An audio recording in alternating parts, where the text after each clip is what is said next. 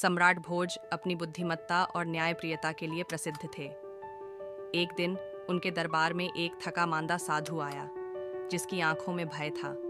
उसने कांपते स्वर में कहा, सम्राट, विंध्याचल के जंगलों में एक शापित खजाना छिपा है।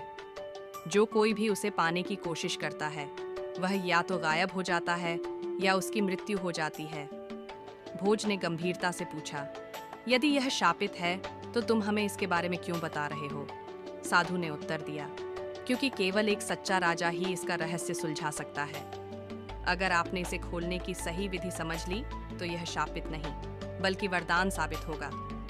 खजाने की खोज सम्राट भोज अपने सेनापति विक्रम और राजपुरोहित आर्यभट्ट के साथ जंगल की ओर रवाना हुए। कई दिनों की कठिन यात्रा के बाद उन्होंने एक प्राचीन मंदिर के खंडहरों में प्रवेश किया। वहां एक विशाल पत्थर का दरवाजा था, जिस पर लिखा था, जो लालच करेगा वह मिट जाएगा, जो त्याग करेगा वही इस खजाने का हकदार होगा।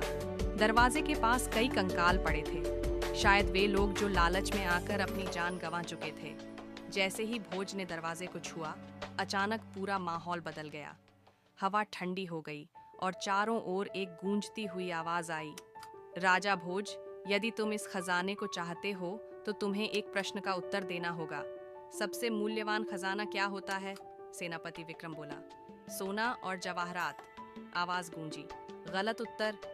और अचानक विक्रम की तलवार हवा में उड़ गई और एक ओर गिर पड़ी। राजपुरोहित आर्यभट्ट ने कहा, ज्ञान ही सबसे बड़ा खजाना है। आवाज फिर आई, सही उत्तर, लेकिन अधूरा।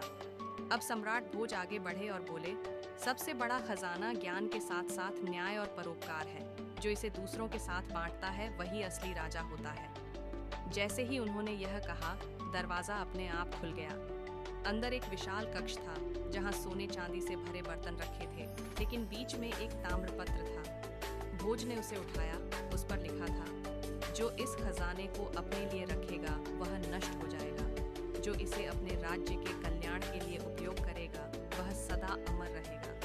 सम्राट भोज ने वह खजाना अपने राज्य की भलाई के लिए उपयोग किया और इस तरह उन्होंने यह सिद्ध किया कि सच्ची विरासत केवल धन से नहीं, बल्कि सद्गुणों और परोपकार से बनती है। स्टोरी अगर आपको पसंद आई है तो लाइक और सब्सक्राइब जरूर करें।